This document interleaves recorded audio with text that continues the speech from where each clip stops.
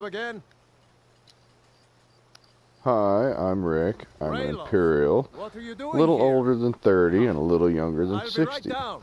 I figured I'd take this opportunity to talk about the basics of You should playing, come hear me play at the controls, Sleeping menus, Giant and Inn. things of this For a nature. small sum, you So can let's even do a pick the brief song. touch on these subjects. We'll start with the general menus. I am playing on PlayStation 4, so if you're not playing on this system and some of the things I say don't make sense, just try to refer to your manual or look at the screen for what to do next. For me, navigating back and forth, of course, as it says at the top, is going to be done with the L2 and the R2. So first, I'll just look at some quick system options and then go from there to general stats and then quests. Quick save, pretty self-explanatory. You hit it and it does a quick save. You don't have to select a slot or anything. Save, you go into a menu, you select the spot where you want to save it, you hit save and you wait for it.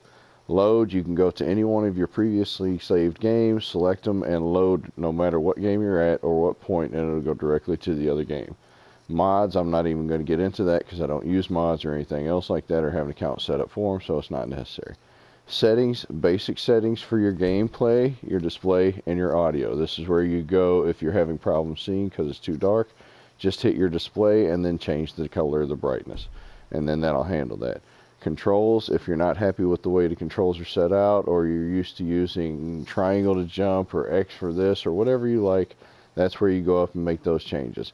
Help is just a general brief topic on a whole bunch of variety of different items, starting at alchemy and working its way all the way down to yielding, which does not always work. I've tried to yield sometimes and still gotten the beat down put on me, so the best bet there is just don't randomly swing your sword or your bow and arrow around, and you shouldn't have too many problems because yielding is no guarantee.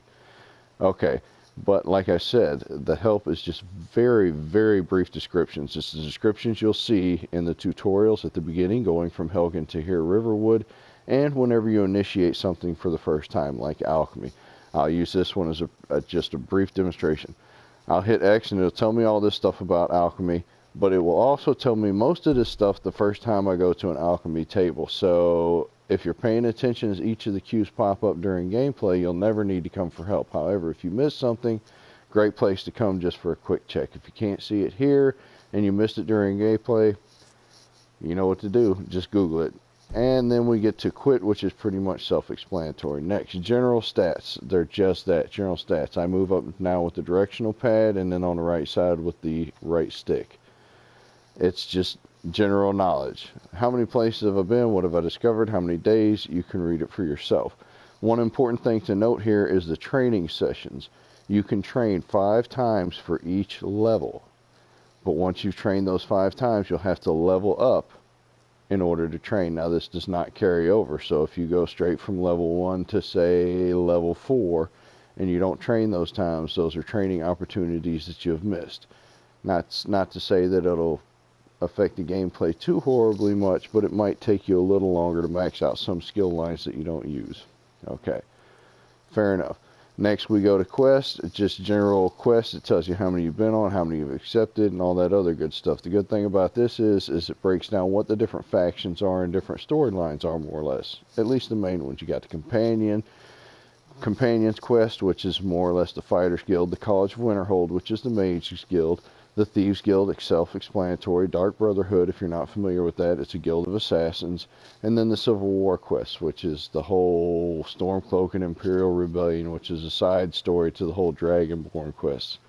And then you've got the Daedric quests, which is to collect all the Daedric artifacts, and then the quest lines. So once you complete all those and get everything wrapped up, you'll have amassed a great deal of numbers and hours played, and everybody be impressed by your grand knowledge.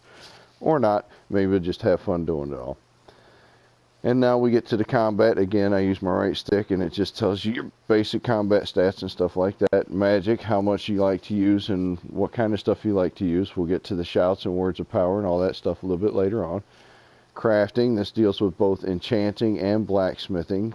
So you can use your alchemy to increase your crafting, your enchanting, and maybe even cooking. I don't know.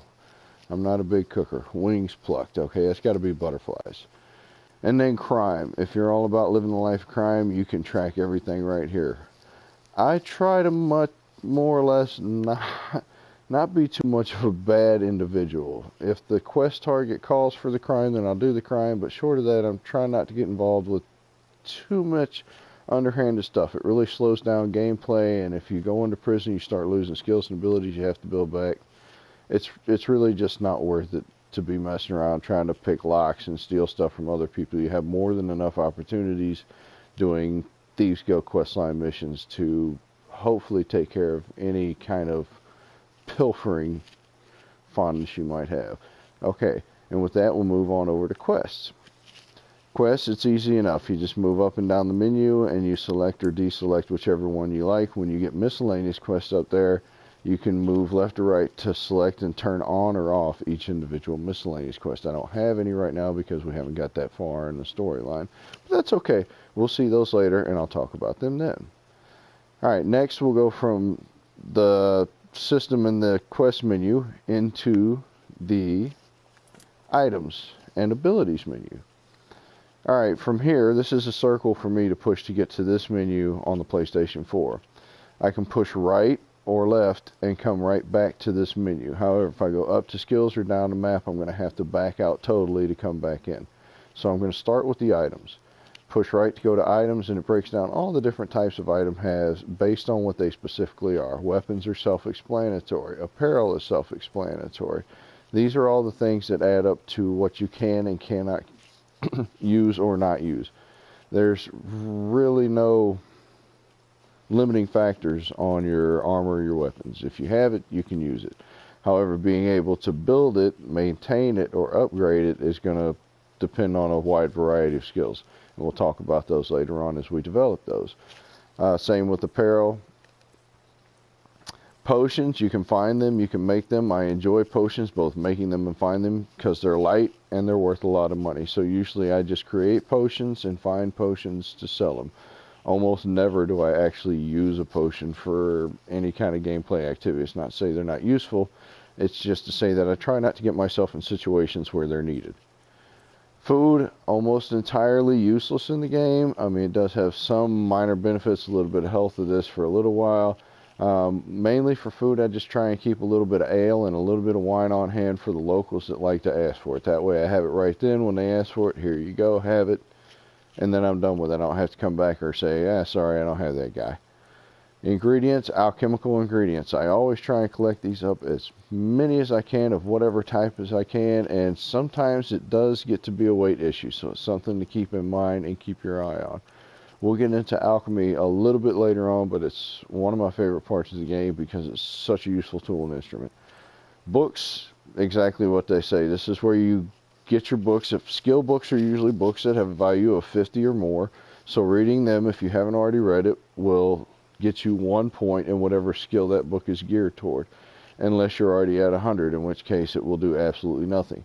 Spell books, all you have to do is read it and you'll learn the spell. I haven't learned clairvoyance or sparks yet, so we'll go ahead and do those. Ta-da, we just learned a couple spells. If you've gone everywhere that I've gone and been with me up to those points, you just learned those spells as well, and we'll talk about those in a minute. Generally, if it's required for a quest, the game will not let you sell the book. Having said that, there are certain books that individuals throughout Skyrim are looking for, so it does you a great deal of justice to try and hold on to at least one copy of every book you find. Now, if you don't buy a house or have anywhere to store it, I realize that can be an issue, so just sell it. It's really not worth the time, and you can always come back and get it later. But like I said, if you have the capability, just hold on to the books.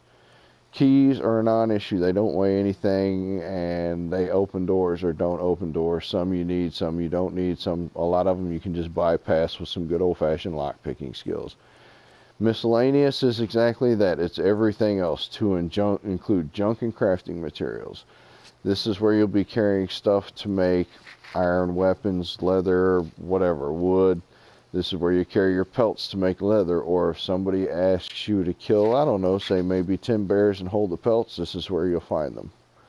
Okay, now we'll leave the items and we'll go over to magic. As I said, you can shoot straight across as long as you go left to right.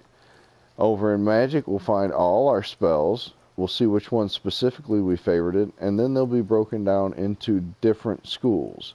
So right now all we know is illusion, destruction, and restoration. The illusion we just picked up because of the clairvoyance skip spell. I'm not really too interested in that, so I'm not worried about favoring it. Destruction, we had Inferno that you already saw, and we now added shock to it. I'm not going to worry about sparks. Restoration, you already know, is healing. Powers, any active power we have, which is the voice of Emperor we started with, and it calms nearby people for 60 seconds. So if you don't want to fight them, I guess you use that and they won't want to fight. I prefer not to get close enough for that spell to work, so I don't think I've ever used it. And then active effects are any abilities that are enhanced based on standing stones, any equipment that you're wearing. This also shows you where you're diseased or you're sick. So if you happen to pick up a disease or a sickness, it'll show up here, but it'll be in red. Otherwise, it'll be in white, and it'll say what's giving you the effect and what the effective is. Like the Thief Stone and all stealth skills are 20% faster, or my Fortify Archery because I'm wearing a circlet of minor archery, 15% more damage. Fair enough. And a little later on, we'll get shouts added in there. Okay, so now that we've done that, we'll go up to the skills. Pretty much self-explanatory. The skills, the more you use a skill, the higher it'll go up, the better things you can do with it. The blue ones are the mage skills, and they go all the way from illusion over to enchanting. The red ones are the warrior skills, and they go from smithing all the way to archery. And then the green ones are the thieving skills, and they go from light armor to alchemy. Most of what I'll be using initially is going to be alchemy, speech, well, the thieving skills, which is why I took that stone off the start. And then last thing to talk about is the map. The map shows you, well, there's your little help thing like I said it would be. The map shows you where you currently are in Skyrim. You can zoom in, you can zoom out, you can tilt the angles, where you currently are and where other locations are. Once you discover a location, it will be completely, well, the main background color will be white. If you've heard of a location but you haven't been there, then the backgrounds will be darkened in.